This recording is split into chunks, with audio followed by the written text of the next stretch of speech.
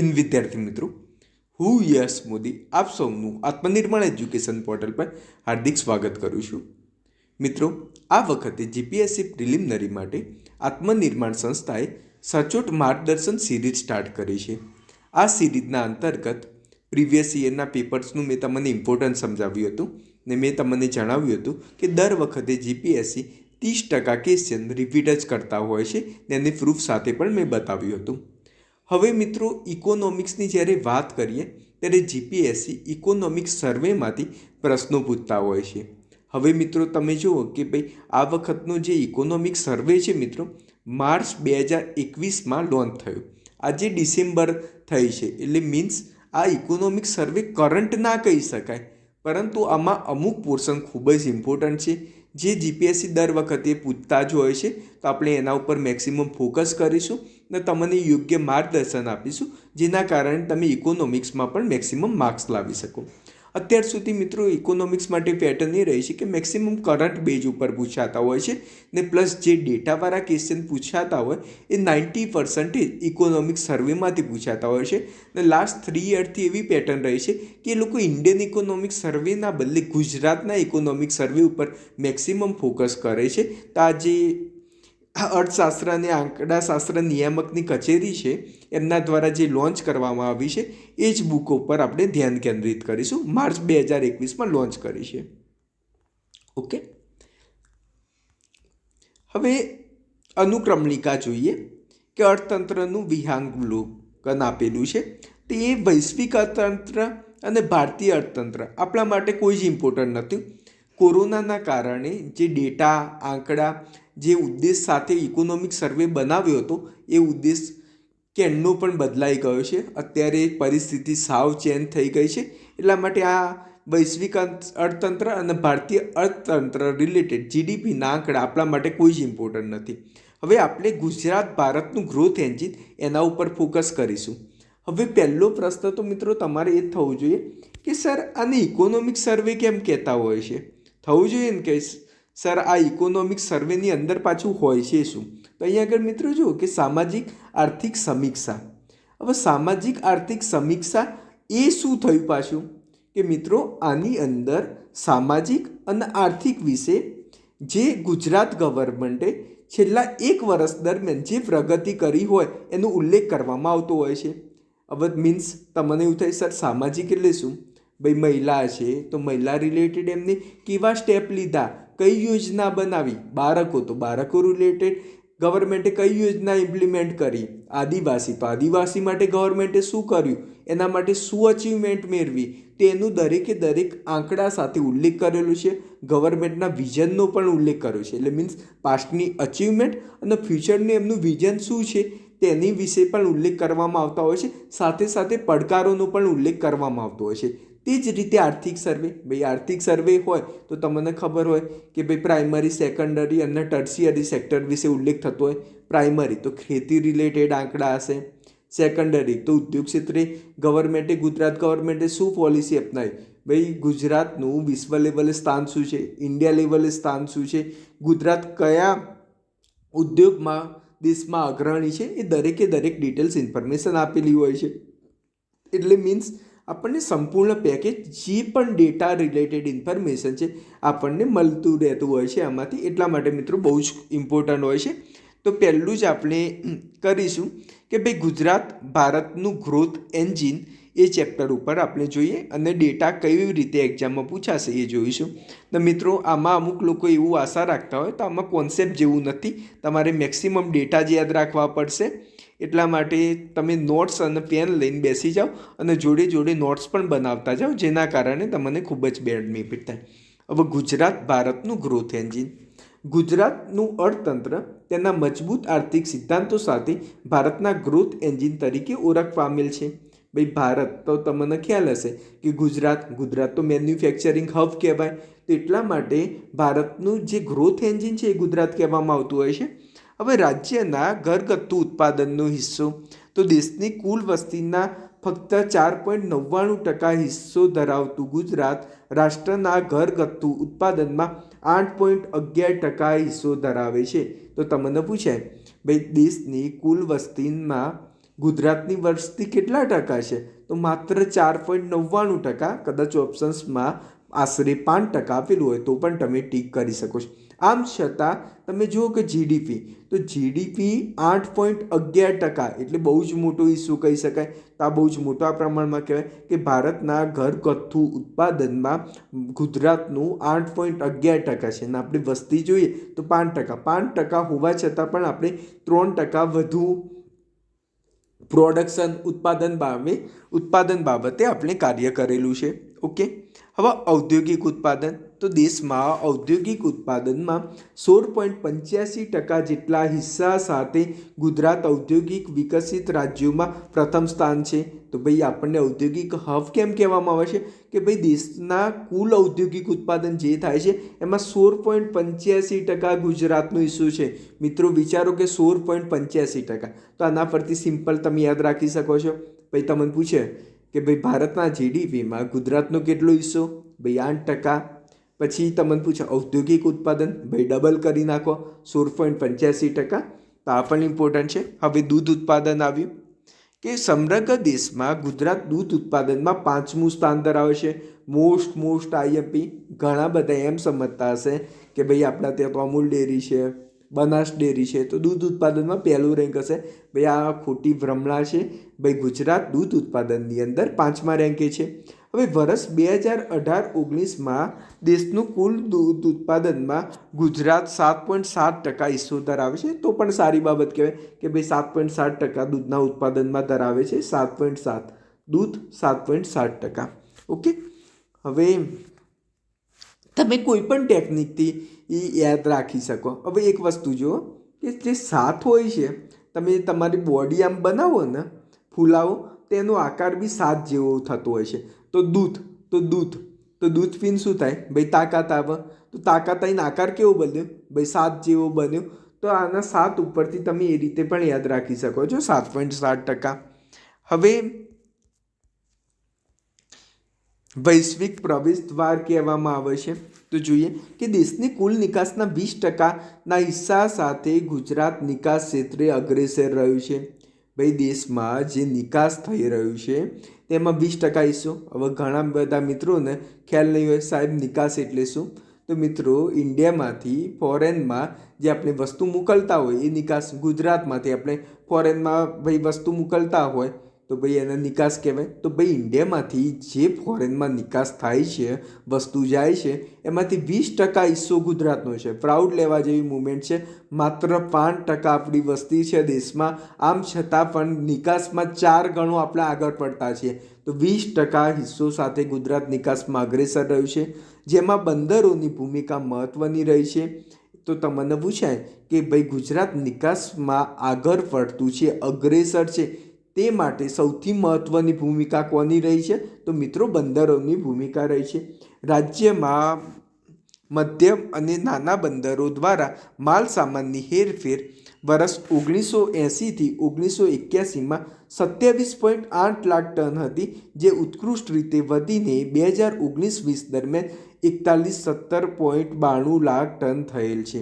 તો આપણે જોઈએ કે આપણે ગ્રોથ બહુ જબરજસ્ત કર્યો છે કે માલ સામાનની હેરફેર 1980-81 માત્ર 27.8 લાખ ટન, અત્યારે જુઓ કે 4117 4000 તમે ટન કરીને પણ યાદ રાખી શકો છો.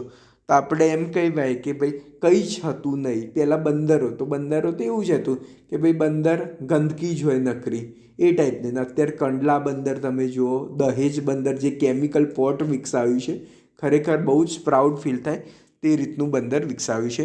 હવે બિનપરંપરાગત ઉર્જા, અત્યારે તો આના ઉપર મોસ્ટ આઈએમપી ચાલતું હોય છે કે ગવર્મેન્ટ હોય એ પણ 2047 સુધીમાં નેટ ઝીરો ઇમિશનની સંકલ્પના લીધી છે. એટલે મીન્સ આપણે કોઈ જ પ્રકારનું પ્રદૂષણ ઉત્સર્જિત નહીં કરીએ, એ ટાઈપની નરેન્દ્ર મોદી સર દ્વારા તાજેતરની જે COP26 યોજાઈ હતી એમાં સંકલ્પ લીધો છે.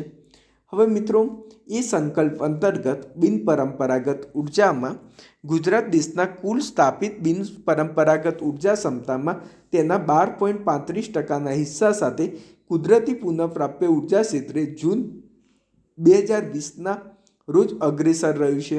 તો આપણો ભાઈ ગુજરાત બિનપરંપરાગત ઉર્જા ક્ષેત્રે પ્રથમ રેન્ક છે. હવે મિત્રો આના પાછળ ઘણા બધા કારણ છે. 12.35% સાથે. હવે ગુજરાતમાં તમને ખબર હશે કે ભાઈ ગરમીનું પ્રમાણ વધુ છે, પ્લસ ગુજરાતને દરિયા કિનારો પણ મળી રહ્યો છે. તેના કારણે જો હાઇડ્રો એનર્જી પણ પ્રોડ્યુસ કરવી હોય તો પણ કરી શકાય છે. એ સાથે આપણે કચ્છ છે, જામનગર છે, ત્યાં આગળ વિન્ડ એનર્જીનો પણ ઉપયોગ કરીને ઉર્જા આપણે બિનપરંપરાગત ઉર્જાનું ડેવલપમેન્ટ સારા એવા પ્રમાણમાં કરી શકીએ છીએ. તેટલા માટે જે પૈકી પવન ઉર્જા ક્ષમતામાં ગુજરાતનો હિસ્સો 20.15% છે. તો આ બહુ જ ઇમ્પોર્ટન્ટ છે કે ગુજરાત પવન ઉર્જા માટે બહુ ફેમસ છે. ઘણા બધા એમ પૂછો કે એવું હશે કે ભાઈ ગુજરાત સોલર ઉર્જા માટે ફેમસ છે. તો મિત્રો એવું નથી. ગુજરાત દેશના પુનઃપ્રાપ્ય ઉર્જામાં 12.35%. આ પણ બહુ જ મોસ્ટ આઈએમપી ફેક્ટ છે ભાઈ. 12.35% પ્લસ ફેમસ ભાઈ પવન ઉર્જા માટે છે એ કેટલા ટકા? તો 20.15%. તો આ બે ડેટા ધ્યાનમાં રાખજો. પછી માથાદીઠ વીજ વપરાશ. તો માથાદીઠ વીજ વપરાશ વર્ષ 2015-16માં 1910 કિલોવોટ અવર, જે વર્ષ 2019-20માં 22-25 કિલોવોટ અવર થઈ. આ વસ્તુ શું સૂત્ર બતાવે છે કે ભાઈ આપણે દિવસે દિવસ વીજળીનો ઉપયોગ વધુ કરે. મીન્સ વસ્તુ સમજો કે આ ડેવલપમેન્ટનું સૂચકાંક છે કે આપણે વીજળીનું ઉત્પાદન વીજળીનું માથાદીઠ ઉત્પાદન ક્યારે વધુ કરીશું, ઉપયોગ ક્યારે વધુ કરીશું. તો સ્વાભાવિક છે આપણું જ્યારે ડેવલપમેન્ટ થયું હશે ત્યારે જ કર્યું હશે ને. તે જ વસ્તુ 22-25. તો આ બહુ જ આંકડો મસ્ત છે કે 22-25 કિલોવોટ અવરનું ઉત્પાદન કરેલું છે. તો આ પણ આંકડું યાદ રાખજો. હાલમાં 22-25 કિલોવોટ અવરનું ઉત્પાદન કર્યું છે. હવે ગુજરાતની સતત સુધારાની ગાથા. હવે અત્યારે મિત્રો તમે જુઓ કે અત્યાર સુધી આપણને આર્થિક ઇકોનોમિક રિલેટેડ મેક્સિમમ ડેટા ઉપર ફોકસ કરાય. એ સાથે હવે આપણને જે સામાજિક સ્થિતિ શું છે એના વિશે ઉલ્લેખ કરાયો છે કે ભાઈ શાળા છોડવાનો દર. તો પ્રાથમિક શિક્ષણમાં શાળા છોડવાનો દર વર્ષ 2001-2માં 20.50થી નોંધપાત્ર ઘટીને વર્ષ 2019-20માં 1.37 રહ્યો છે.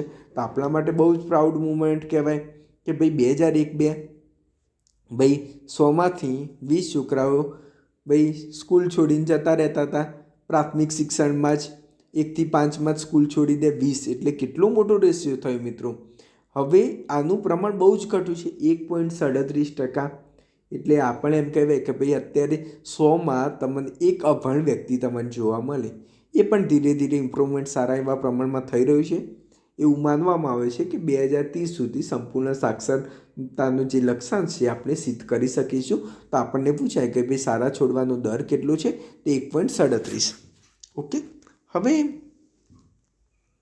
રોજગાર.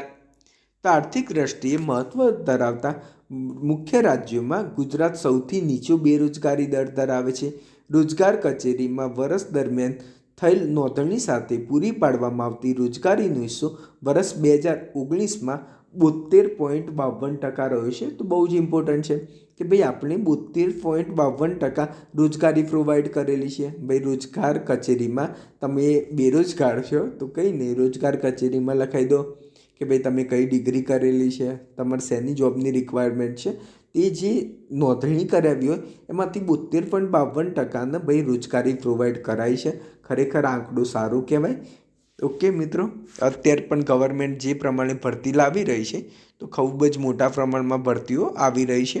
બાળ મૃત્યુદર. તો ગુજરાતમાં બાળ મૃત્યુદર વર્ષ 2003માં 57 હતું, જે નોંધપાત્ર ઘટીને 2018માં અડધું એટલે કે 28 થયો છે.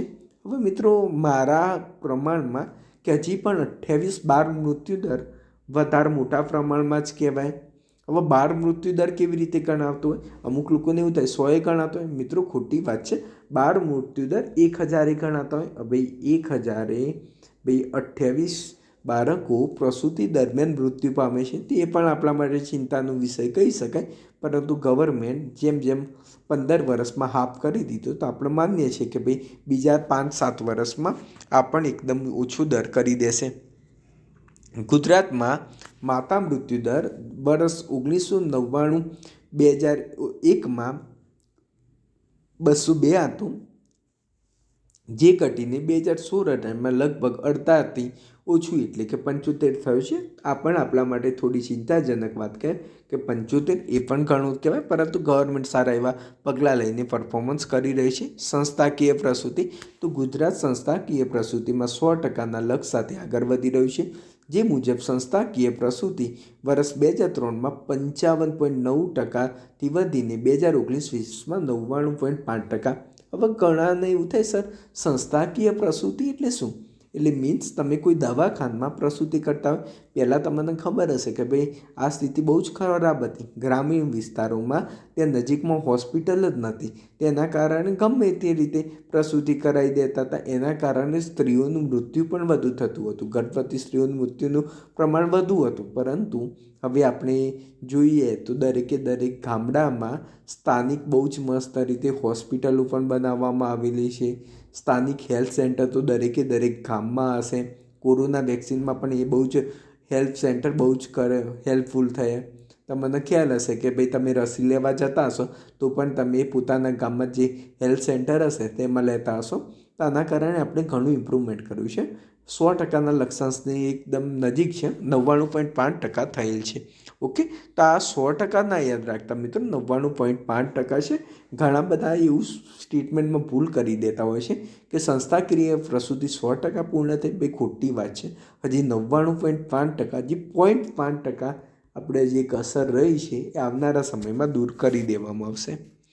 હવે રાજ્ય અર્થતંત્ર, તો ભાઈ ગુજરાત રાજ્ય વાઇબ્રન્સી અને ઉદ્યોગ સાહસિક ભાવના માટે સતત ભારતનું ગૌરવ રહ્યું છે.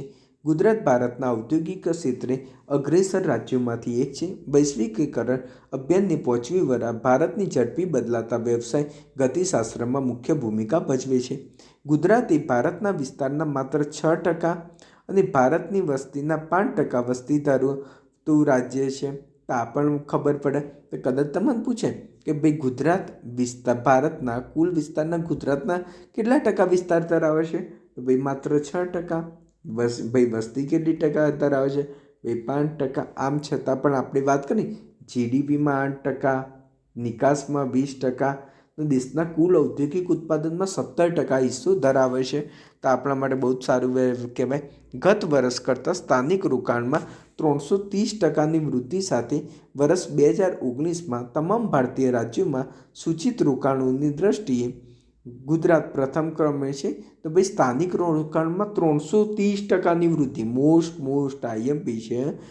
ગત વર્ષ કરતાં ગુજરાતના સ્થાનિક રોકાણમાં કેટલા પર્સન્ટેજની વૃદ્ધિ થઈ છે? તો ભાઈ 330%ની વૃદ્ધિ થવા મળેલી છે. હવે મિત્રો, જે મિત્રો આત્મનિર્માણ સાથે નવા સંકળાયેલા છે તો આત્મનિર્માણની યુટ્યુબ ચેનલ છે, સબસ્ક્રાઈબ કરી દેજો. અને મારો વોટ્સઅપ નંબર પણ તમને આપું છું, 9537919181, 9537919181. એની અંદર આ લેક્ચરની પીડીએફ તમને મળી જશે. જે ઇકોનોમિક સર્વેની પીડીએફ પણ મળી જશે. અને જીપીએસસી રિલેટેડ કંઈ પણ ડાઉટ હોય, પ્રિલિમિનરી રિલેટેડ ભાઈ ક્રેક નથી થતી, અથવા એવું પણ હોય કે ભાઈ કંઈ ના કંઈ પ્રોબ્લેમ આવી જાય છે, 5 માર્ક્સે ફેલ થાય છે, તો હું ગેરંટી આપું છું કે એક વખત મને કોલ કરજો. ને અત્યાર સુધીમાં મારી વાત કરું કે એવું કહેવામાં આવતું હોય છે કે જીપીએસસી પ્રિલિમિનરી તો બહુ જ સારું એવું પરફોર્મન્સ મેં કરેલું છે પાસ્ટમાં, ને જેના કારણે તમને મારા એક્સપિરિયન્સનો ખૂબ જ બેનિફિટ થતો હશે. ને કદાચ માર્કેટમાં જેમની જીપીએસસી પ્રિલિમિનરી નહીં નીકળતી હોય તો સ્વાભાવિક છે કે એક વખત મારી તો મુલાકાત કરી જ હશે, કેમ કે જેમની પ્રિલિમિનરી નથી નીકળતી તો લાસ્ટમાં આવતા હોય છે ને એમને આપણે ઘણા બધા જે સિલી મિસ્ટેક કરતા હોય છે, યોગ્ય સોર્સનો અભાવ હોય છે, તેના થોડા ઘણા મારા જે એક્સપિરિયન્સ છે એ પ્રમાણે થોડું ઘણું મારી સાઈડથી હેલ્પફુલ હું થતો હોઉં છું. ઓકે, તો કંઈ પણ કામ હોય તેવું જરૂરી નથી કે આત્મનિર્માણ સંસ્થાનો કોર્સ પરચેસ કરવો હોય, એ તમારી મરજીનો વિષય છે. પરંતુ એક્ઝામ રિલેટેડ કંઈ પણ ડાઉટ હોય અથવા કોઈ વિષયમાં ના ખ્યાલ આવતો હોય તો પણ એનું તમને સોલ્યુશન આપી દઈશ. પરંતુ પ્લીઝ ફાલતુ ક્વેશ્ચન કોઈએ પૂછવા નહીં. અમુક લોકો એ ટાઈપના પણ પ્રશ્ન પૂછતા હોય છે કે સર શું વાંચવું, શું કરવું, એ ટાઈપનો કોઈ મતલબ નથી. આપણી યોગ્ય સ્ટ્રેટેજી બતાવી છે. કદાચ કોઈ કોન્સેપ્ટમાં ના ખ્યાલ આવતો હોય, સર તો એના વિશે આપણે 100% સોલ્યુશન આપીશું. ઓકે મિત્રો. હવે ગુજરાતમાં એપ્રિલ 2000થી માર્ચ 2020ની વચ્ચે 26.7 અબજ ડોલરનો એફડીઆઈ પ્રવાહ છે, જે આજ સુધીમાં ભારતના કુલ એફડીઆઈ પ્રવાહના 5.8% છે. બહુ સારી એવી વસ્તુ છે કે ભાઈ ભારતના કુલ એફડીઆઈ પ્રવાહના 5.8% બહુ સારો એવા પ્રમાણમાં કહી શકાય. ને એમાં 18.6 અબજ ડોલર જે કુલ પ્રવાહના 35% છે. તો ભાઈ આ વખતે જે એફડીઆઈ આવી, તો મિત્રો તમે વિચાર કરો કે 2019-20ની અંદરની જ વાત કરીએ તો આપણા દેશના 35% એફડીઆઈ ગુજરાતમાં આવી છે. તો એમ કહી શકાય એક સાઈડ આપણે ગુજરાત ને બીજી સાઈડ આખું દેશ. તો લોકો ફોરેન ડાયરેક્ટ ઇન્વેસ્ટમેન્ટ કેમ કરતા? હવે ઘણા બધાને થતું હોય સર એફડીઆઈ એટલે શું? તો ભાઈ હવે એમ વિચારો કે ભાઈ ચીનની કંપની કોઈ કંપની ગુજરાતમાં આવીને કંપની બનાવે, પોતાનું એફડીઆઈ લાવે ને ફોરેન ડાયરેક્ટ ઇન્વેસ્ટમેન્ટ કરે, આપણા ગુજરાતમાં આવીને ઇન્વેસ્ટમેન્ટ કરે, એને એફડીઆઈ કહેવાય. હવે ગુજરાતની પોલિસી જ એટલી મસ્ત છે કે આપણે બધું ઓનલાઈન પરમિશન સિસ્ટમ કરી દીધી છે. જીઆઈડીસીમાં કેવી રીતે પ્લોટ આપવા એની પણ ઓનલાઈન વેચણી કરી છે. આપણે વિદેશમાંથી જે કંપનીઓ આવતા એને બહુ જ હેલ્પફુલ થઈએ. એમને એ જ વાત ઘણા બધા મજૂર રિલેટેડ કાયદામાં પણ આપણે રિલેક્સેશન આપ્યું છે, જેના કારણે એકદમ ઓછા પ્રાઇસમાં સ્કિલ્ડ મજૂર પણ મળતા રહેતા હોય છે. ગુજરાત સ્કિલ ડેવલપમેન્ટમાં પણ બહુ જ આગળ પડતું હોય છે, જેના કારણે મેક્સિમમ બેનિફિટ થતો હોય છે. હવે ડિરેક્ટર જનરલ ઓફ ફોરેન ટ્રેડના ડેશબોર્ડ મુજબ 2020-21માં ગુજરાતના નિકાસમાં 28,24,34.87 કરોડ હતી, જે વર્ષ 2019-20માં 44,999,049 કરોડ હતી. આ ડેટા આપણા માટે કોઈ જ ઇમ્પોર્ટન્ટ નથી. આટલા મોટા અમુકના થતું હોય એ ના પૂછાતું હોય, પરંતુ આપણા માટે એ જ છે કે ભાઈ નિકાસમાં ગુજરાતનો હિસ્સો કેટલો હતો? તો ભાઈ 21.74%. ભાઈ એફડીઆઈમાં હિસ્સો કેટલું છે? તો ભાઈ 34.97%. તે આપણા માટે ઇમ્પોર્ટન્ટ છે. ઓકે. હવે નીતિ આયોગ દ્વારા 2020માં બહાર પાડવામાં આવેલ નિકાસ તૈયારી સૂચકાંક મુજબ નિકાસ વૃદ્ધિની પ્રમોશન નીતિ, વ્યવસાય, પર્યાવરણ અને આંતરમાળખાકીય સુવિધા જેવા વિવિધ ઉપ આધાર સ્તંભોમાં મજબૂત પ્રદર્શન સાથે ગુજરાત અનુક્રમણિકામાં ટોચ પર છે. ઈપીઆઈ પર ભારતીય રાજ્યોમાં ગુજરાત ઉચ્ચ શ્રેણીમાં છે અને સૌથી વધુ 75.19 આંક સાથે જોવા મળે છે. તો આપણે પણ ઈપીઆઈ પર છે એના પર પણ આપણે બહુ જ આગળ પડતા છે. 75.19 આંક જોવા મળે છે. નીતિ આયોગના ઇનોવેશન ઇન્ડેક્સ 2019 મુજબ જાણકાર મુજબ કામદારોની દ્રષ્ટિએ ગુજરાત બીજા ક્રમાંક પર છે. તો કદાચ તમને પૂછે કે નીતિ આયોગના ઇન્ડિયા ઇનોવેશન ઇન્ડેક્સ અંતર્ગત કામદારોની દ્રષ્ટિએ ગુજરાત કયા ક્રમે છે? તો બીજા નંબરે છે, પ્રથમ ક્રમે નથી અને ભૂલ ના કરતા. ગુજરાત દેશભરમાં સૌથી વધુ સંખ્યામાં સોલર રૂફટોપ પ્લાન્ટ ઊભા કરવા માટે પ્રથમ ક્રમ રાજ્ય રહ્યું છે. ગુજરાતે માત્ર 9 મહિનામાં 55,630 સોલર રૂફટોપ સિસ્ટમથી 208 મેગાવોટનું પ્લાન્ટ સ્થાપિત કરીને નોંધપાત્ર સિદ્ધિ મેળવી છે. નવી અને પુનઃપ્રાપ્ય ઉર્જા મંત્રાલયના વેબસાઇટ અહેવાલ અનુસાર 21 મે 2020 સુધીમાં Gujarat 558.17 megawatt solar rooftop plant સ્થાપવાનો ઉદ્દેશ ધરાવે છે. તો તમને પૂછાય કે ભાઈ ભવિષ્યમાં 31 મે 2020 સુધી લક્ષ્યાંક કેટલો હતો? તો 558.17 સુધીનો હતો. રાજ્ય સરકારની મોટર વાહન નોંધણી 2019-20 દરમિયાન 26.74 મિલિયન થઈ હતી. આ પણ બહુ જ મોટો આંકડો કહી શકાય, 26.74 મિલિયન. ગુજરાતના કુલ જીએસટી સંગ્રહમાં પણ વૃદ્ધિ જોવા મળી રહી છે. કેન્દ્રીય નાણાં મંત્રાલયે રજૂ કરેલા ડેટા મુજબ ગત ડિસેમ્બરમાં 66,21 કરોડની સરખામણીએ જીએસટી સંગ્રહમાં ડિસેમ્બર 2020માં 13% વધ્યો છે. તો આપણા માટે ઇમ્પોર્ટન્ટ ટકા છે. કદાચ તમને પૂછાય કે ભાઈ ગુજરાતના 2019થી લઈને 2020 દરમિયાન જીએસટીમાં કેટલા ટકાનો વધારો થયો? 99% ખોટું આન્સર કરીને આવશે મિત્રો. 13% વધારો થયો છે. તો આ પણ ઇમ્પોર્ટન્ટ છે. ગુજરાત સરકારે ગ્રામીણ વિસ્તારોમાં ડિજિટલ સેવા સેતુ કાર્યક્રમની જાહેરાત કરી છે, જે અંતર્ગત નાગરિકો પંચાયત કક્ષાએ જ વિવિધ લોક કલ્યાણ સેવાઓનો લાભ લઈ શકે છે. તો કદાચ તમને પૂછે કે ભાઈ પંચાયતમાં જ દરેક સેવાનો લાભ પહોંચાડવા માટે ગુજરાત ગવર્મેન્ટે કઈ યોજના લોન્ચ કરી છે? તો ભાઈ ડિજિટલ સેવા સેતુ કાર્યક્રમ કર્યું છે. નાગરિકો વિવિધ દસ્તાવેજો જેવા કે ડુપ્લિકેટ રેશન કાર્ડ, આવકનું પ્રમાણપત્ર, વરિષ્ઠ નાગરિક પ્રમાણપત્ર, જાતિનું પ્રમાણપત્ર વગેરે તેમના ઘરને મેળવી શકે છે. ઓકે, હવે ડિજિટલ સેવા સેતુનું ફેઝ 1 8 ઓક્ટોબર 2020થી ઓકે ખોટું છે 8 ઓક્ટોબર 2000થી 2020માં ગ્રામ પંચાયતોમાં શરૂ થયો છે અને 20 પ્રકારની લોકસેવાઓ પ્રદાન કરે છે. તો કદાચ તમને પૂછે કે ડિજિટલ સેવા સેતુનો ફેઝની શરૂઆત ક્યારે થઈ હતી? તો ભાઈ 2000 ઈસવીસન 2000ની સાલ છે ને ત્યાંથી થઈ છે.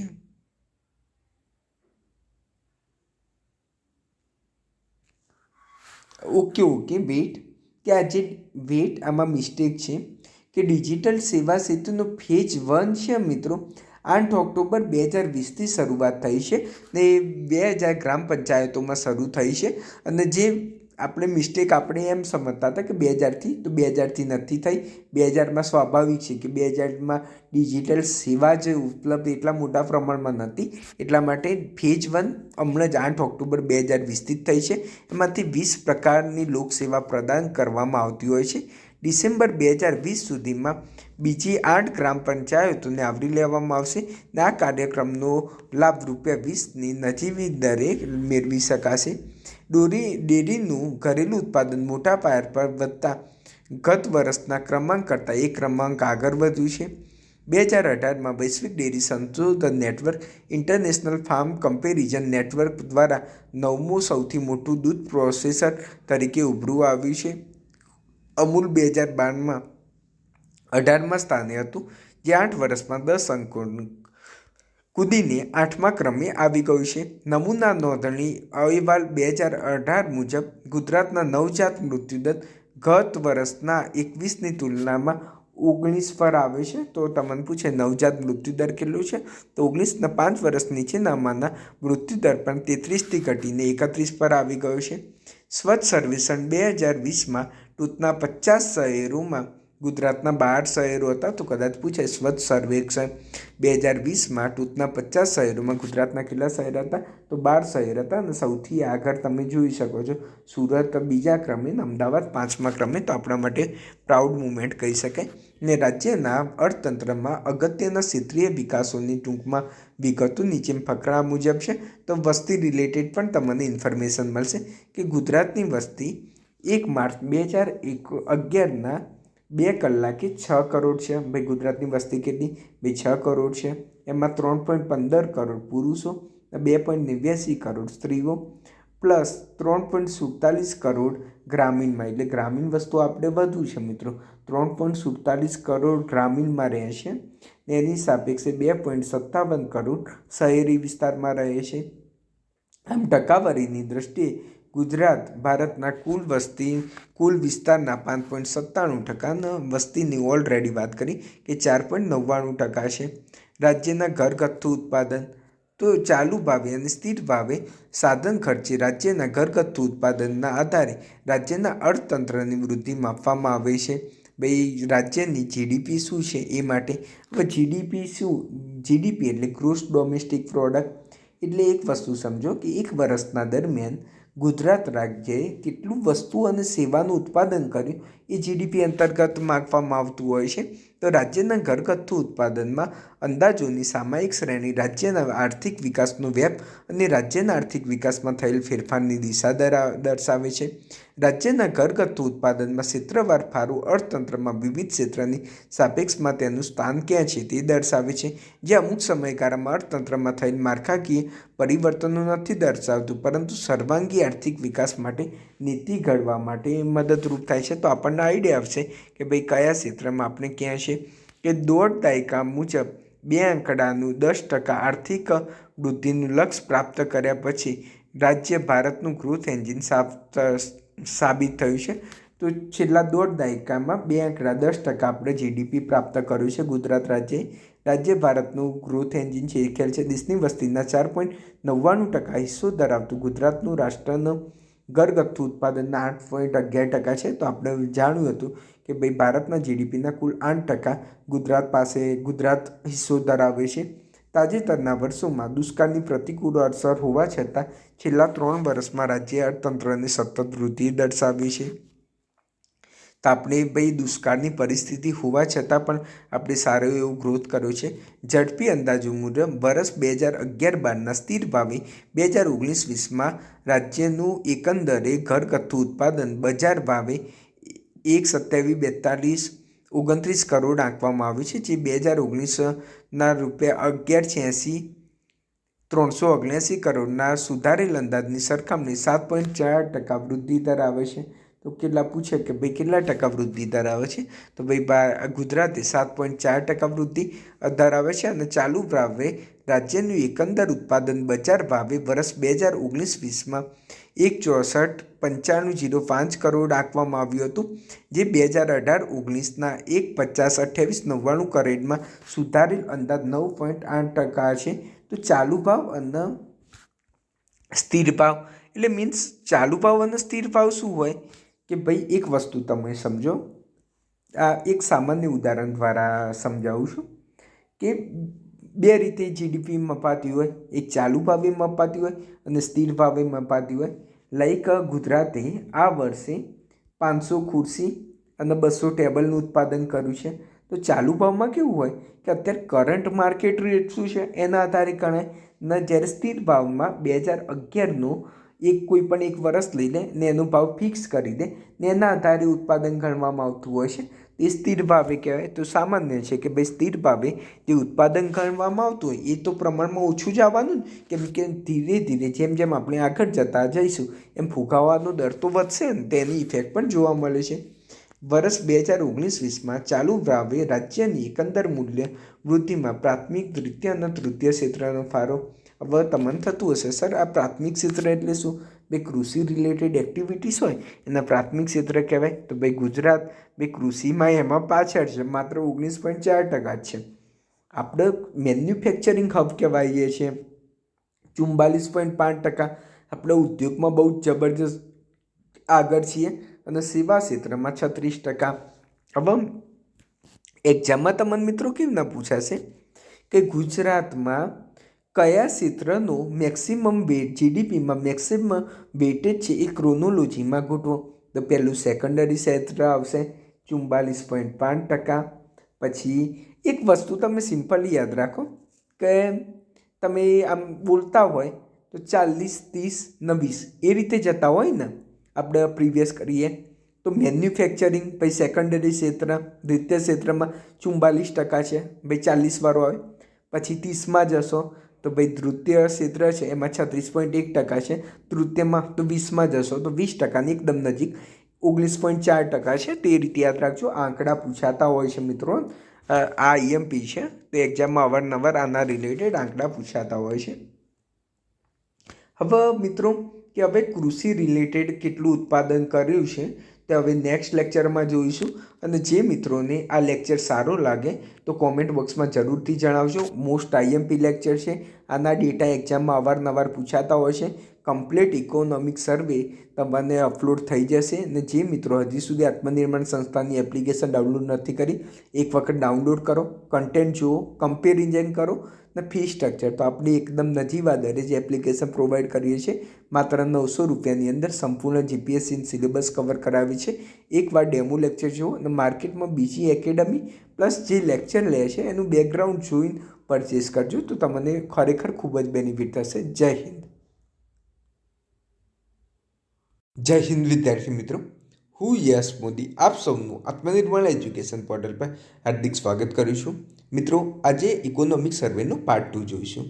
હવે મિત્રો તમને ઘણી વખતે માથાદીઠ આવક એના ડેટા બહુ મોટા આપ્યા હશે, એ આપણે કોઈ જ યાદ રાખવાની જરૂરિયાત નથી. અહીં આગળ શું યાદ રાખવાનું કે વર્ષ 2011-12ના સ્થિર ભાવે વર્ષ 2019-20માં માથાદીઠ આવક બજાર ભાવે ખાલી જગ્યા અંદાજવામાં આવી, આપણા માટે કંઈ જ કામનું નથી.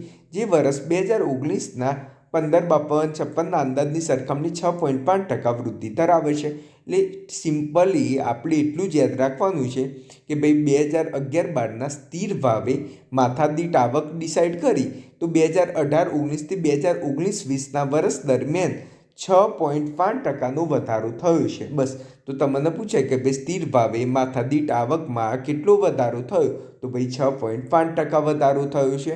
અને ચાલુ ભાવે પૂછે કે ભાઈ ચાલુ ભાવે કેટલા ટકા વધારો થયો, તો 9.2% માથાદીઠ આવકમાં વધારો થયો છે. તો તમને એક્ઝામમાં ક્યારેય આ ટાઈપના આંકડા નહીં આપે, ડાયરેક્ટ તમને એમ જ પૂછશે કે ભાઈ ગુજરાત ઇકોનોમિક સર્વે 2020-21 પ્રમાણે માથાદીઠ આવકમાં ચાલુ ભાવે કેટલા ટકા વધારો થયો છે, તો ભાઈ 9.2% વધારો થયો છે.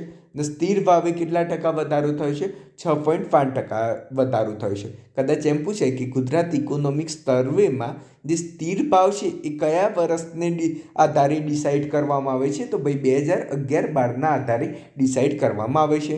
માથાદીઠ આવક દરેકને ખ્યાલ જ છે. કોમેન્ટ બોક્સમાં મને જણાવો કે ભાઈ માથાદીઠ આવક એટલે શું.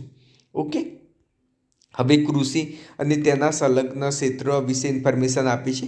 કૃષિ એક વૈવિધ્યલક્ષી કૃષિ અર્થતંત્ર છે. ગુજરાત એક વૈવિધ્યલક્ષી કૃષિ અર્થતંત્ર છે. રાજ્ય કૃષિ અર્થતંત્રમાં નિમ્ન કિંમત ધરાવતા ધાન્ય અને બીજા પાકોને બદલે મહત્તમ કિંમત ધરાવતા પાકો જેવા કે કપાસ, મગફળી, ફળો, શાકભાજી અને ગરમ મસાલાનો હિસ્સો વધતો જોવા મળે છે.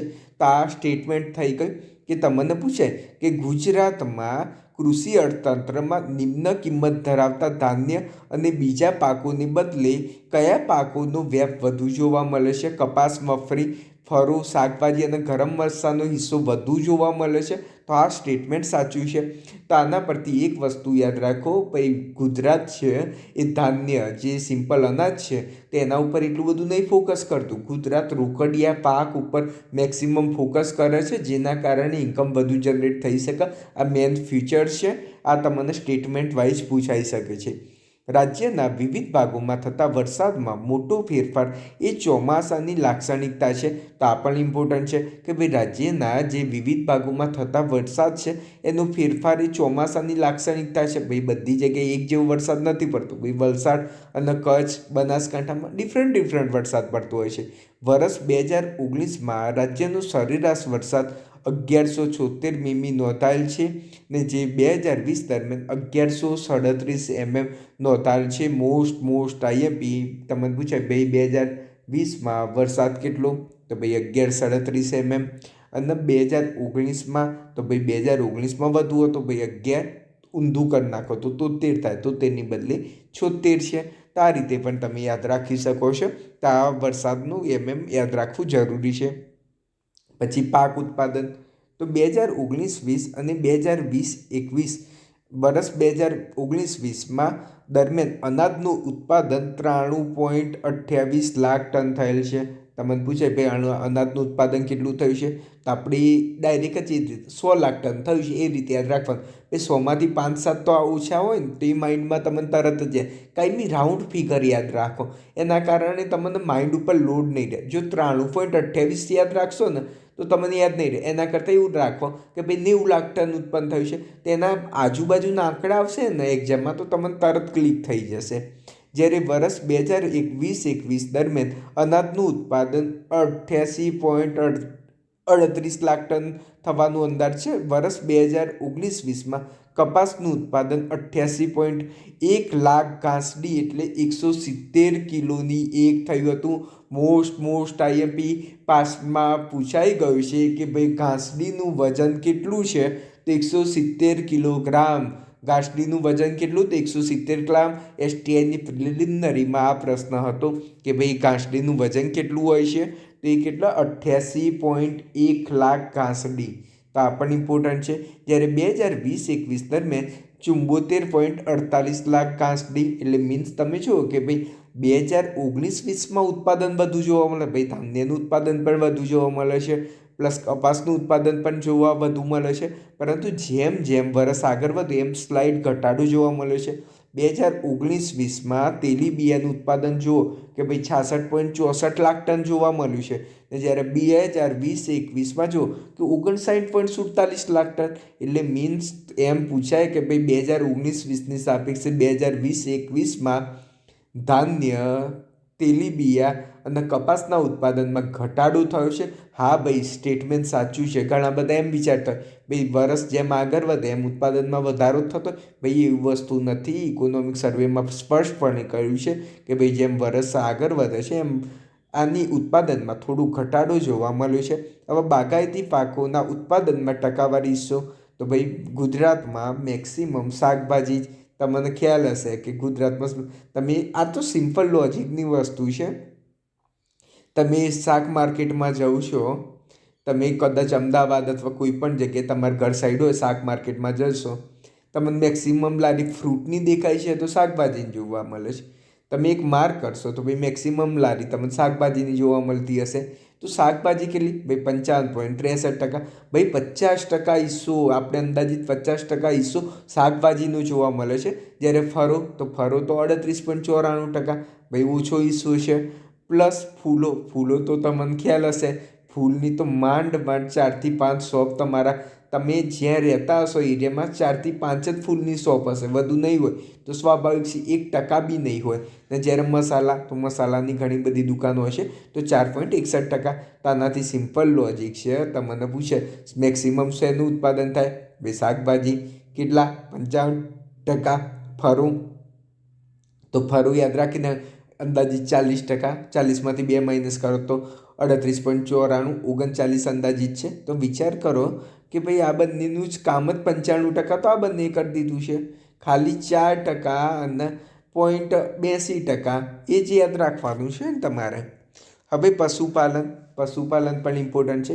ગુજરાતના ગ્રામીણ અર્થતંત્રના સામાજિક આર્થિક વિકાસમાં પશુપાલન અને ડેરી ક્ષેત્રનો નોંધપાત્ર ફાળો રહ્યો છે.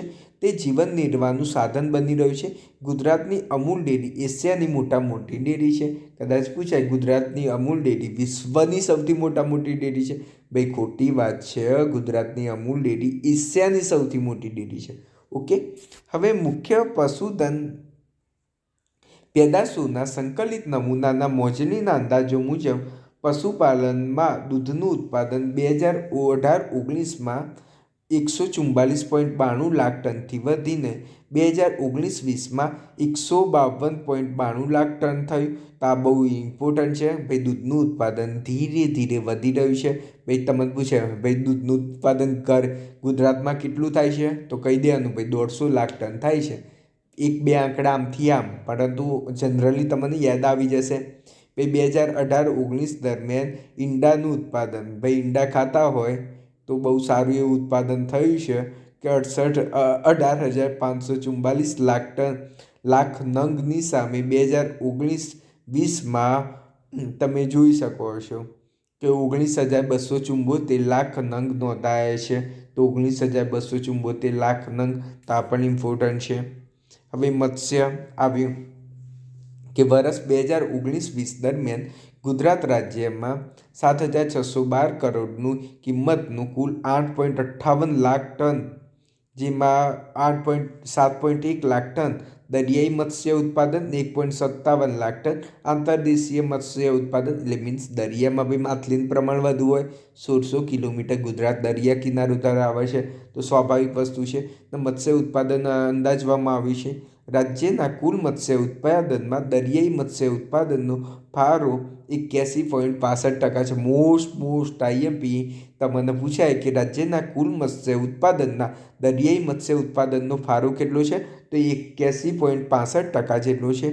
વર્ષ 2019-20 દરમિયાન તમે જોઈ શકો છો આ ટન યાદ રાખવાની જરૂર નથી. આ ટાઈપના આંકડા બી નહીં પૂછાય. અને કેટલા કરોડ હું ડાયમંડ હેઠળ મેળવે એ પણ નહીં પૂછાય. ખાલી જે ટકાવારી પર્સન્ટેજ એમાં આપેલું છે ને મિત્રો, એ સારી રીતે યાદ રાખજો.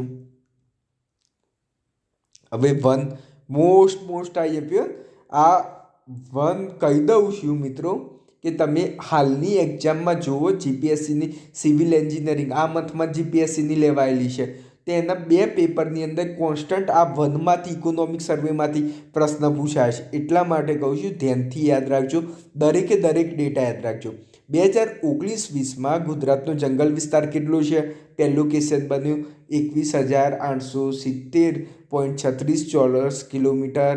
તમારે કહી દેવાનું કે ભાઈ 21,870.36 ચોરસ કિલોમીટર છે. ઓકે.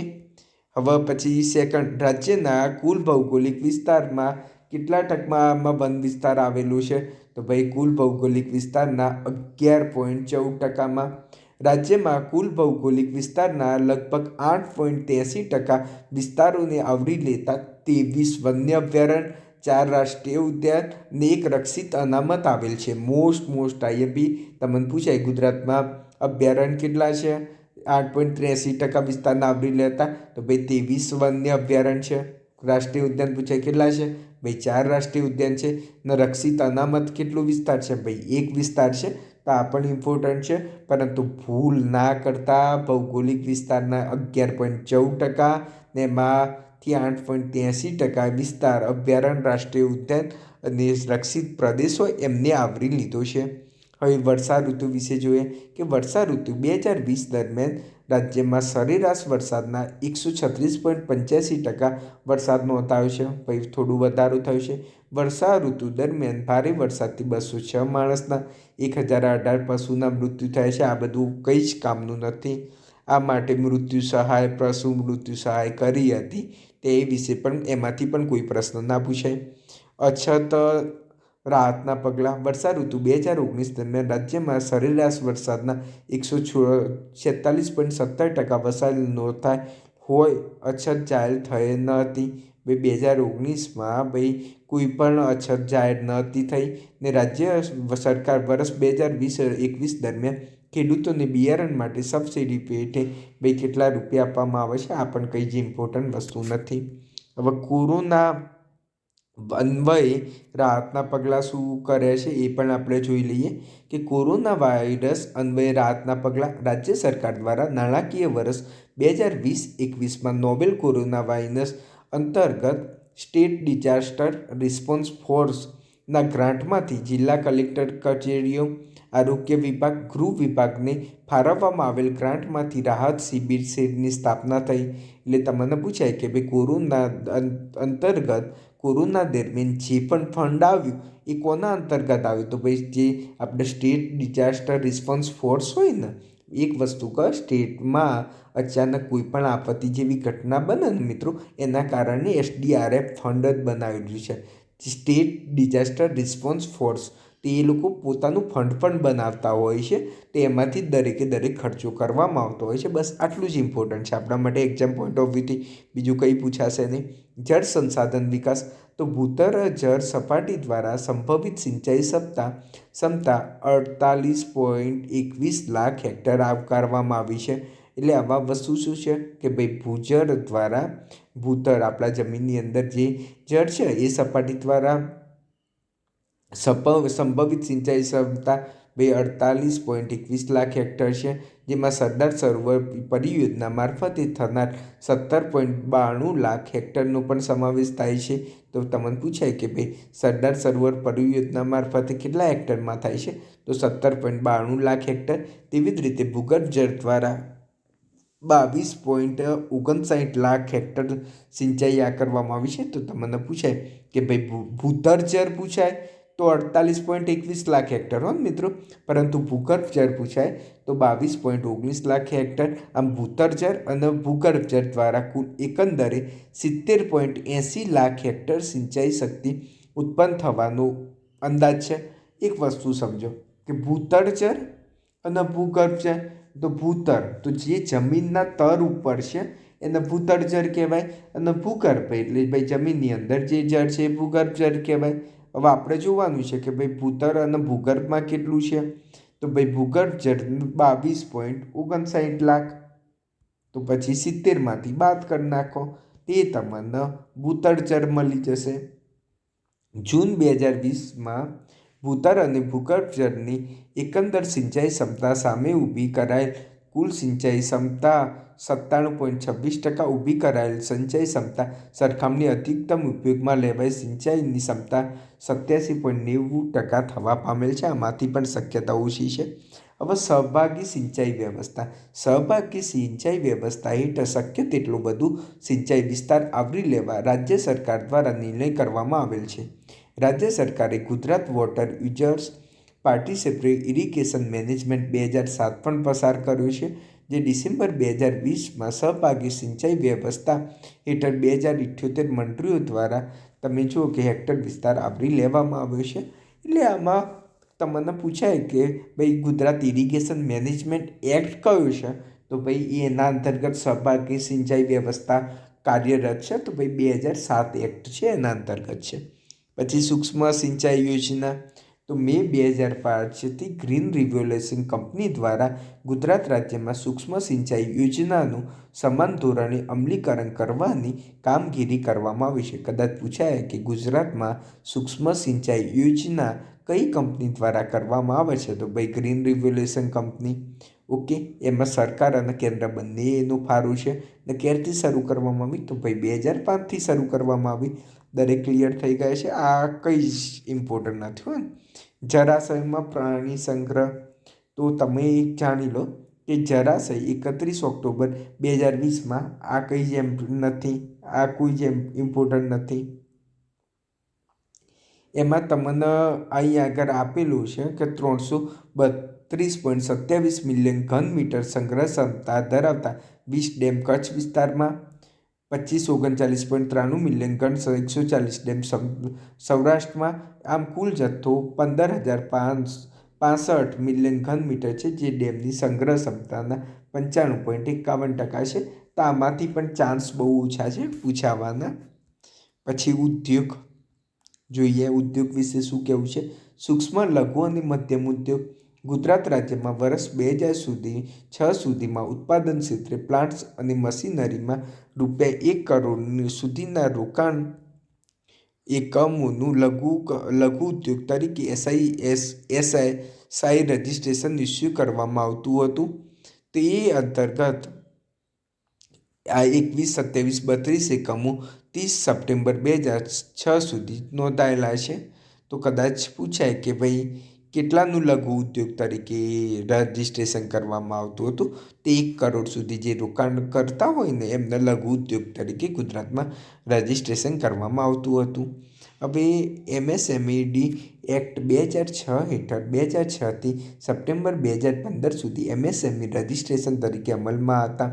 આ સમયગાળા ઉત્પાદન ક્ષેત્રમાં પ્લાન્ટ્સ અને મશીનરીમાં ₹10 કરોડ સુધીના રોકાણ ધરાવતા અને સર્વિસ સેક્ટરમાં ₹5 કરોડ રોકાણ ધરાવતા હોય એવા એમએસએમઈ નોંધાયેલા છે.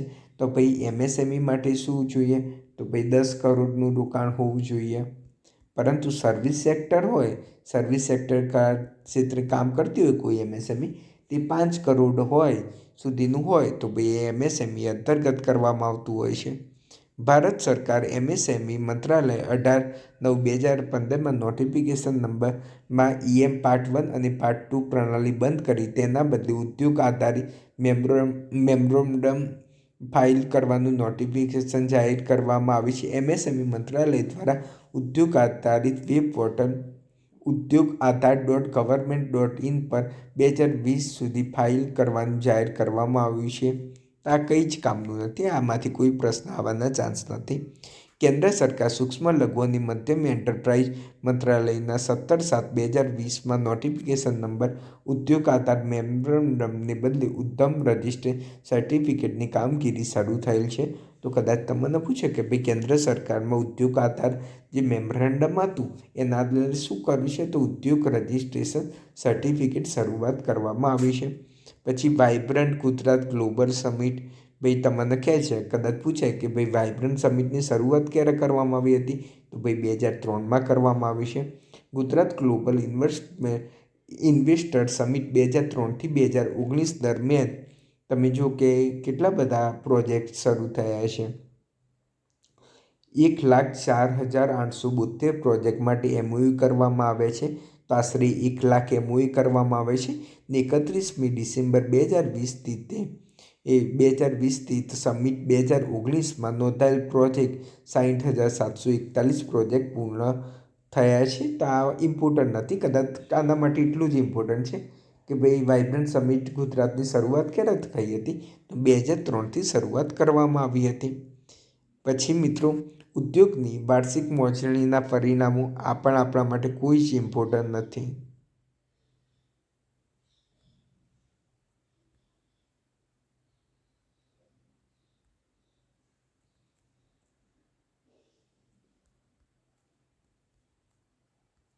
આ બધા મિત્રો આમાંથી કંઈ જ પૂછાવાનું નથી.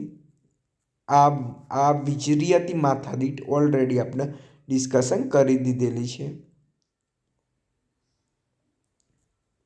ઓકે,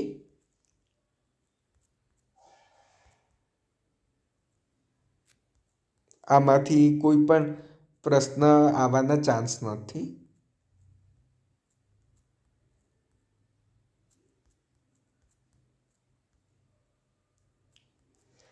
હવે મિત્રો શિક્ષણ રિલેટેડ છે, મધ્યાહન ભોજન રિલેટેડ જે બધી યોજનાઓ છે ને એના રિલેટેડથી અમુક વાર પ્રશ્ન પૂછાતા હોય છે. તો આપણે એક કામ કરીશું કે હવે નેક્સ્ટ લેક્ચરની અંદર જેટલી બી યોજના છે ને તેની બેઝિક ઇન્ફોર્મેશન મેળવી લઈશું. પરંતુ મોસ્ટલી હવે જે મિત્રોને એકદમ ઊંડાણમાં જવું હોય એ જઈ શકે છે. નહીં તો મોસ્ટલી એક વસ્તુ છે ફિક્સ છે કે મેક્સિમમ જે આપણે આગળ કરાવ્યું એમાંથી જ પૂછાવાના મેક્સિમમ ચાન્સ છે.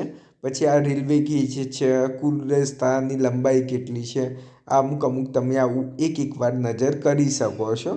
જેના કારણે અમુક તમને યાદ આવી જાય કે ભાઈ આપણને જન્મ દર ગુજરાતમાં કેટલો છે, બાળ મૃત્યુ દર કેટલો છે.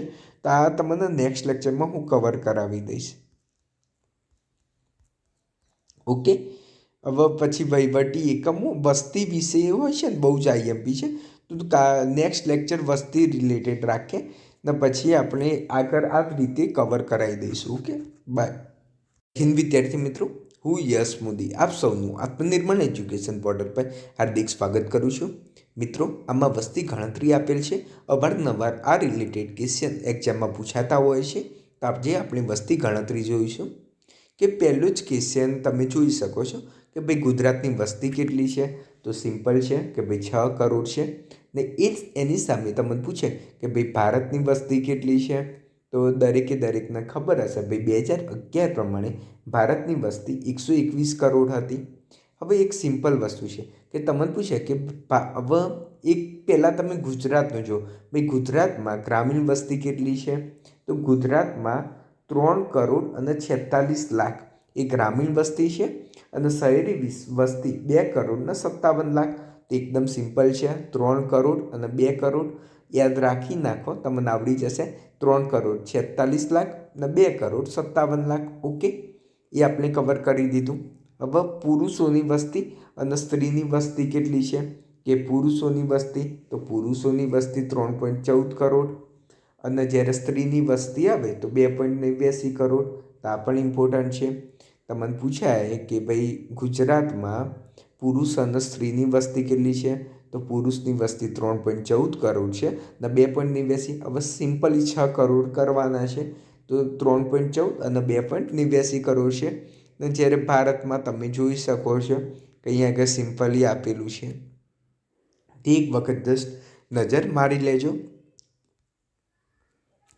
હવે રાજ્યનો હિસ્સો ટકાવારીમાં હવે એક વસ્તુ છે કે રાજ્યનો હિસ્સો ટકાવારીમાં હવે ભારતમાં રાજ્યનો હિસ્સો તો હોય ને કે ભાઈ પોપ્યુલેશન ભારતની પોપ્યુલેશનની સરખામણીમાં તો કેટલો હિસ્સો ગુજરાત ધરાવે છે. તો મિત્રો 5% ધરાવે છે. એમાં પુરુષો 5.1 છે અને સ્ત્રીઓ 4.9 છે. તો આ પણ ઇમ્પોર્ટન્ટ છે. કદાચ તમને પૂછે કે ભાઈ ગ્રામીણ ભારતમાં કેટલો હિસ્સો ધરાવે છે. તો ભાઈ 4.2 જ ધરાવે છે અને શહેરી ભારતમાં કેટલું ધરાવે છે. તો 6.8 ધરાવે છે. તો આ પણ ઇમ્પોર્ટન્ટ યાદ રાખજો. પછી કુલ વસ્તી સામે ગ્રામ્ય અને શહેરી વસ્તીની ટકાવારીઓ. ભાઈ ગુજરાતમાં ગ્રામીણ વસ્તી કેટલી છે. તો ગ્રામીણ વસ્તી 57.40% છે અને શહેરી વસ્તી કેટલી છે. તો ભાઈ 42.60%. મોસ્ટ આઈએમપી ગુજરાતમાં તમને પૂછે ભાઈ કે ગ્રામીણ વસ્તી કેટલી છે. તો 57.40% અને શહેરી વસ્તી કેટલી છે. 42.60%. એટલે કદાચ પૂછે કે ભાઈ ગુજરાતમાં ગ્રામીણ વસ્તી શહેરી વસ્તી કરતાં વધુ છે. તો ભાઈ સાચી વાત છે. ને ભારતમાં જુઓ કે ભાઈ ગ્રામીણ વસ્તી 68.9% છે ને શહેરી વસ્તી 31.1% છે. એનું મિનિંગ જુઓ કે ગુજરાતની ગ્રામીણ વસ્તી જે એકચ્યુઅલ ભારતની ગ્રામીણ વસ્તી છે એના કરતાં ઓછી જ છે. શહેરી વસ્તુ વધુ છે. તો આ પણ ઇમ્પોર્ટન્ટ છે. એટલે ગુજરાતમાં શહેરીકરણ વધુ પડતું જોવા મળી રહ્યું છે એમ પણ આપણે કહી શકીએ છીએ. પછી 2001-2માં વૃદ્ધિદર 2001-11 દરમિયાન જે વૃદ્ધિદર નોંધાયેલો છે તે વિશે આંકડા રિલેટેડ આપ્યું છે. આ રીતે એક્ઝામમાં ક્યારેય પણ પૂછાશે નહીં. પછી દશકનો વસ્તી વૃદ્ધિદર પર્સન્ટેજમાં પૂછાય છે.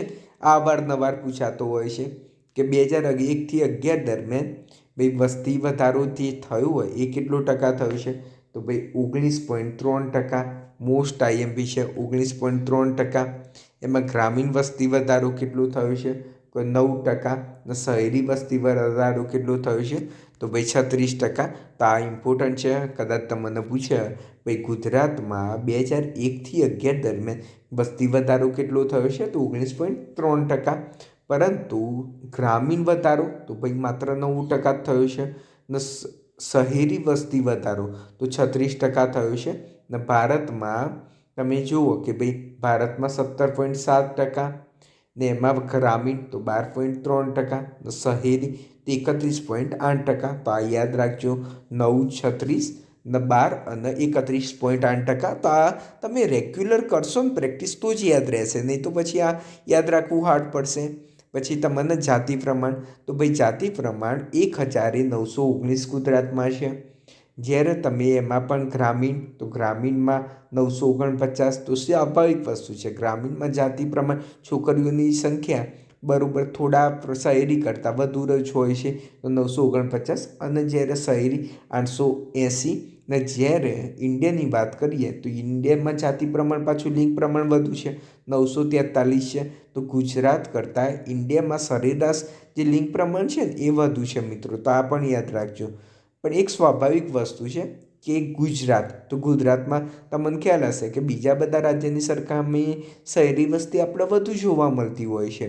તો એના કારણે સ્વાભાવિક છે શહેરી વસ્તીમાં લિંગ પ્રમાણ ઓછું જ જોવા મળતું હોય. તો ગુજરાતમાં 919 લિંગ પ્રમાણ જોવા મળે છે, ગ્રામીણમાં 949 છે, પરંતુ શહેરમાં તમે જુઓ કે માત્ર 880 જ છે. ઓકે. તમે ભારતમાં જુઓ કે ભારતમાં ગ્રામીણમાં 949 જોવા મળ્યું છે, પરંતુ શહેરમાં 929 જ જોવા મળેલું છે. પછી 0 થી 6 વર્ષની વય જૂથની કુલ વસ્તી સામે ટકાવારી, તો ભાઈ 0 થી 6 વર્ષના વય જૂથના કેટલા લોકો છે, વય જૂથની કુલ વસ્તી સામે ટકાવારી કેટલી છે, તો ભાઈ ગુજરાતમાં 12.9% છે, એટલું જ યાદ રાખજો. અને ભારતમાં 13.6% છે. તો ભાઈ 12.9% એમ કહી શકાય નાના છોકરાઓ જ છે. 12 જાતિ પ્રમાણ, ભાઈ 0 થી 4 વર્ષ 12 જાતિ એટલે 0 થી 6 વર્ષ ડિસાઈડ કરો. 0 થી 4 વર્ષ ના કરીને આવતા ઘણા બધા મિસ્ટેક કરતા હોય છે. તો 12 જાતિ પ્રમાણ ગુજરાતમાં કેટલું છે, ભાઈ 890 છે. ને ભારતમાં કેટલું છે, ભાઈ 918 છે. મોસ્ટ આઈએમપી ગુજરાતમાં 12 જાતિ પ્રમાણ 890 છે. તો ઓવરઓલ જે જાતિ પ્રમાણ હોય મિત્રો એ 919 છે. ને જ્યારે ભારતમાં ઓવરઓલ 943 છે. ને પછી તમે જો કે આમ 918 છે. આઈએમપી છે, પૂછાઈ શકે છે. ગુજરાતમાં સાક્ષરતા દર, તો સાક્ષરતા દર 78%, ભારતમાં તો 13%. બસ. પછી પુરુષ તો 85 અને સ્ત્રીઓ 69. જ્યારે તમે ભારતમાં જોશો તો પુરુષો 80 છે અને સ્ત્રીઓ 64% છે. પછી અનુસૂચિત જાતિ જનજાતિની વસ્તી, આપણા માટે એનું એક વખત ખાલી જસ્ટ આંકડા ગણી લેજો કે ભાઈ અનુસૂચિત જાતિ અને જનજાતિની વસ્તી કેટલી છે. પરંતુ આ ટાઈપના પ્રશ્નો હોય ને તો અનુસૂચિત ગુજરાતમાં એક વસ્તુ છે કે ગુજરાતમાં અનુસૂચિત જનજાતિ 89 લાખ છે, ને જ્યારે અનુસૂચિત જાતિ છે ને મિત્રો SC એ 40 લાખ છે. તો આ ઇમ્પોર્ટન્ટ ખાલી જસ્ટ ડેટા છે, તો જસ્ટ માઇન્ડમાં રાખજો 89,17,174. ઓકે. પછી કુલ કામદારો, તો કુલ કામદારો સ્વાભાવિક છે, એમાંથી પૂછાવાના ચાન્સ ઓછા છે. આમાં એરિયા આપેલા છે, આપણા માટે કંઈ જ ઇમ્પોર્ટન્ટ નથી.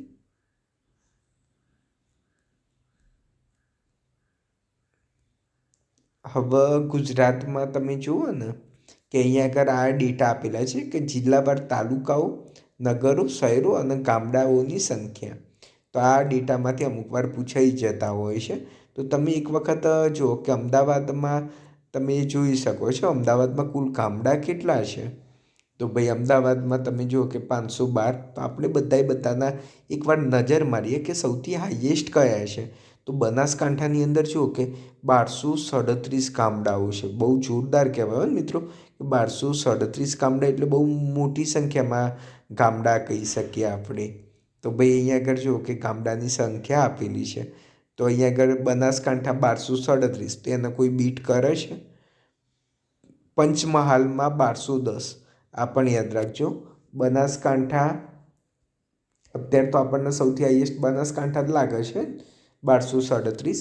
પંચમહાલમાં 1210 છે. ઓકે.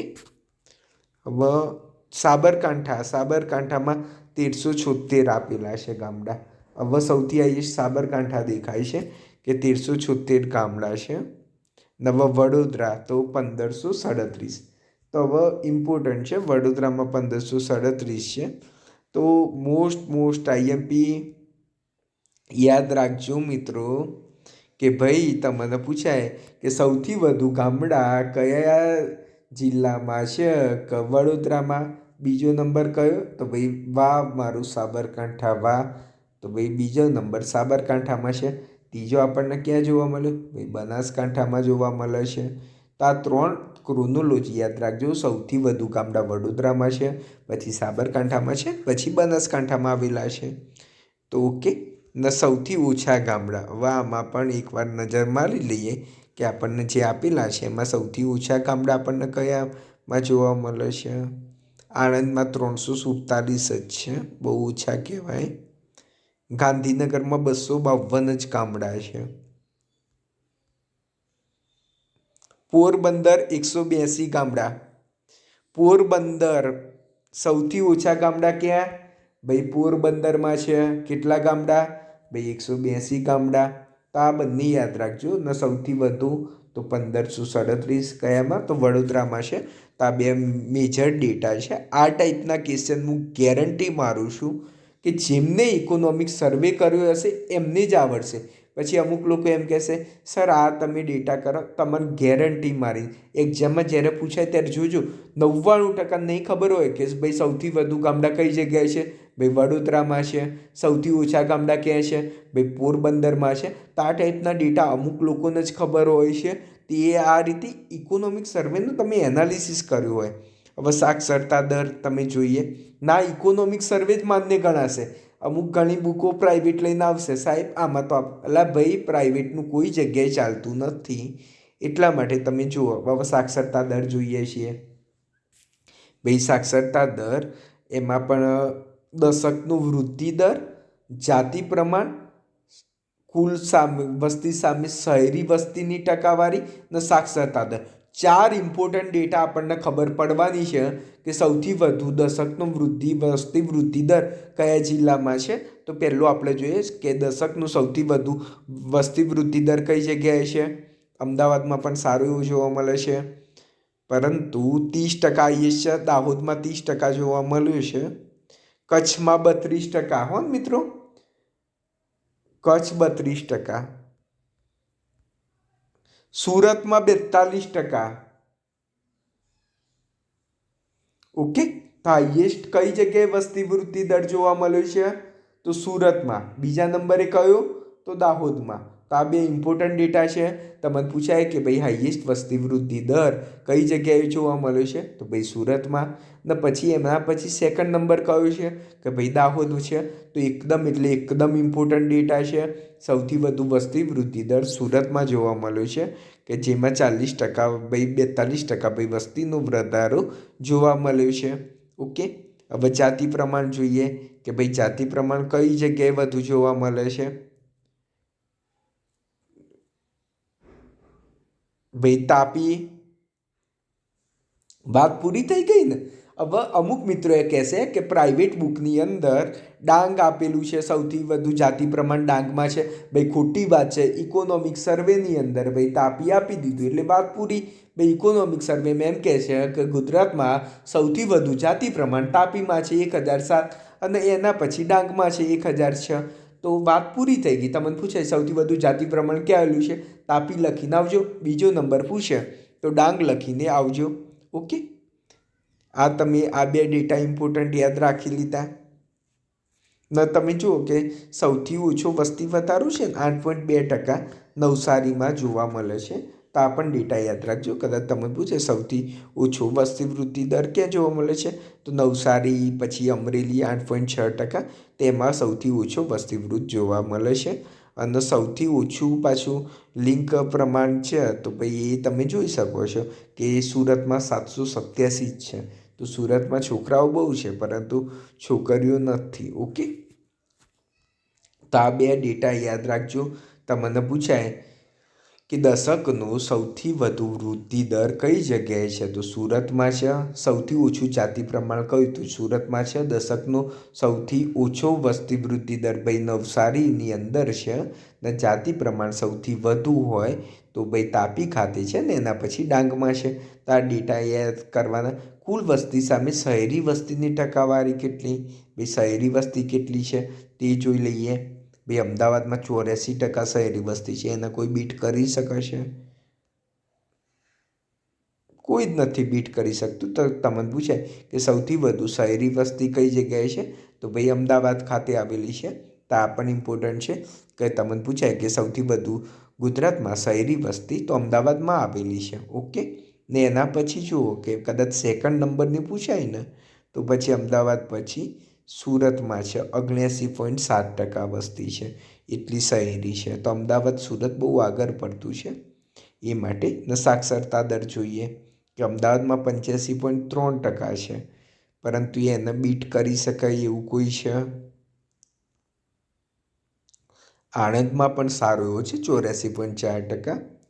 ગાંધીનગરમાં 84.2%. તો આણંદ કરતાં તો ગાંધીનગરમાં સાક્ષરતા દર ઓછો છે. ઓકે, એ પણ સ્ટેટમેન્ટ યાદ રાખજો.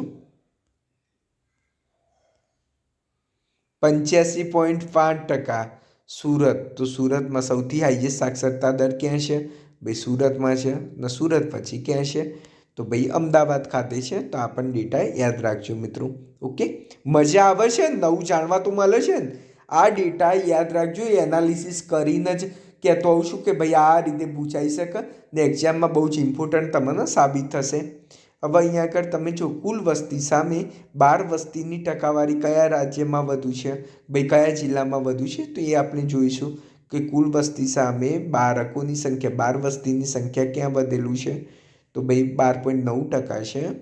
તો બનાસકાંઠામાં 16.4%, દાહોદ 19.5%. તો સૌથી વધુ 12 વસ્તી હોય મિત્રો દાહોદ ખાતે છે, 19.5%. તો આ પણ ઇમ્પોર્ટન્ટ છે. તમને પૂછાય કે સૌથી વધુ 12 વસ્તી કઈ જગ્યાએ આવેલી છે, તો ભાઈ દાહોદ ખાતે. ને 12 જાતિ પ્રમાણ કેટલું છે, ભારતમાં 918 છે ને ગુજરાતમાં 890 છે. ઓકે, તો આ પણ યાદ રાખજો. હવે 12 જાતિ પ્રમાણ સૌથી વધુ કઈ જગ્યાએ છે, 948 દાહોદમાં જોવા મળે છે. ડાંગમાં 964 છે ને તાપીમાં 953. તો 12 જાતિ પ્રમાણ પૂછાય ને સૌથી વધુ ક્યાંય જગ્યાએ છે, તો ભાઈ 964માં છે. ઓકે, 964 ડાંગમાં આવેલું છે. તો ઓવરઓલ જાતિ પ્રમાણ પૂછાય તો ભાઈ તાપીમાં છે, 1007. ઓકે, આટલા બધા ડેટા તમે યાદ રાખી લેજો.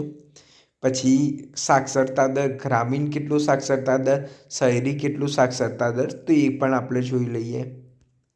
ભાઈ સૌથી વધુ ગ્રામીણ સાક્ષરતા દરમાં જોઈએ આણંદમાં સારું એવું છે ને 82.7%.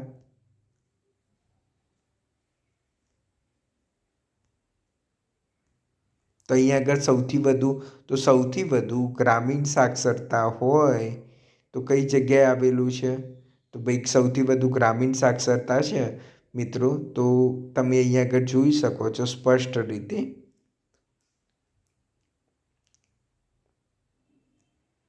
82.7% આણંદમાં સૌથી વધુ ગ્રામીણ સાક્ષરતા દર છે.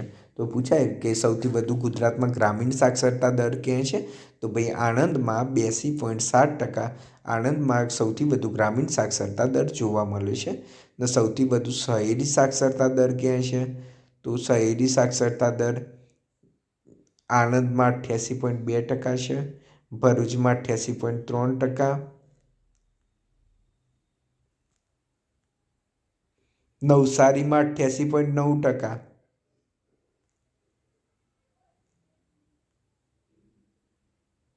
નવસારી હો ને સૌથી વધુ શહેરી સાક્ષરતા દર ક્યાં જગ્યાએ છે?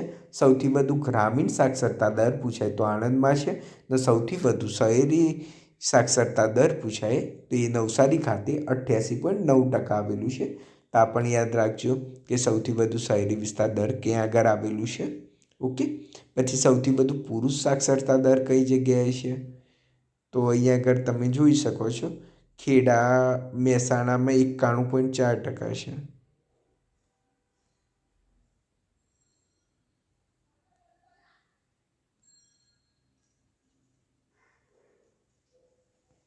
ગાંધીનગરમાં 92% મિત્રો. તો સૌથી વધુ પુરુષ સાક્ષરતા દર તમે જોઈ શકો છો કે ગાંધીનગરમાં આવેલું છે. પછી આણંદમાં 91.8%. તો સૌથી વધુ પુરુષ સાક્ષરતા દર ભાઈ ગાંધીનગરમાં છે 92%. અને સૌથી વધુ સ્ત્રી સાક્ષરતા દર તે સુરત હોવાના ચાન્સ વધુ છે 80.4%.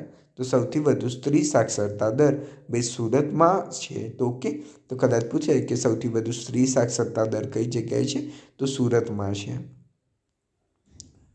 ઓકે.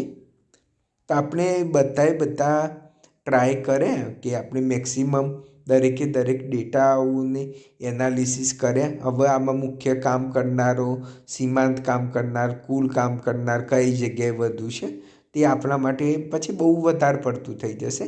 પરંતુ એક વસ્તુ તમે જસ્ટ યાદ રાખી લેજો કે ભાઈ જાતિ પ્રમાણ એ બધા ડેટા છે ને મિત્રો, એ યાદ રહેવા જોઈએ કે ભાઈ જાતિ પ્રમાણ છે, ભારતનું જાતિ પ્રમાણ કેવી રીતે આગળ વધી રહેલું છે તે પ્રમાણે તમે યાદ રાખી શકો છો.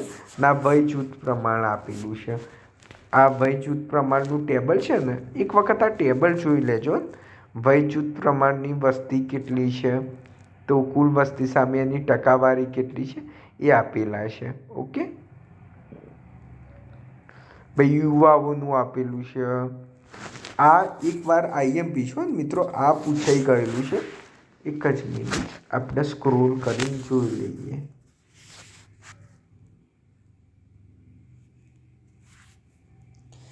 એક વખત તમે ડેટા જોવા હોય ને તો અહીંયા આગળ 7થી 14 વસ્તી, 15થી 24 વર્ષના લોકો, 25થી 34, 35થી 59 અને 60 અને ચોક્કસ વય જૂથવાળા તે માટેની વસ્તી આપેલી છે. તે એક વખત જસ્ટ નજર મારી લેજો કે કેટલી વસ્તી છે. ઓકે.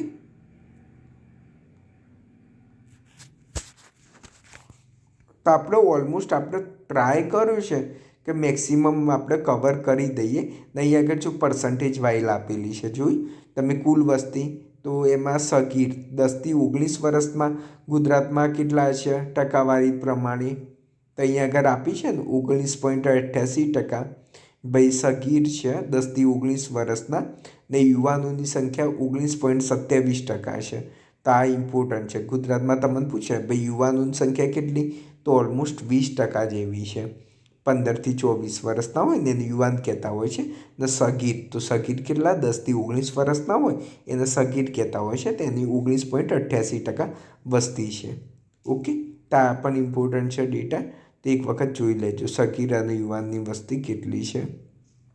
પછી આમાં ધર્મ પ્રમાણે પણ વસ્તી આપેલી છે કે ભાઈ હિન્દુ, મુસ્લિમ એ લોકોની દરેકની વસ્તી. તો તમે જુઓ કે ગુજરાતમાં તો મેક્સિમમ હિન્દુ ધર્મની જોવા મળે છે. એના પછી મુસલમાન, પછી ખ્રિશ્ચન, પછી શીખ. પરંતુ મિત્રો તમને એક વસ્તુ કહું, આ એક જ મિનિટ, કે ગુજરાતની અંદર જો હિન્દુ છે, પછી તમે આ સાઈડ જોશો ને કે મુસલમાન, તો મુસલમાનની વસ્તી 58 લાખ જોવા મળે છે. 58,46,761 છે.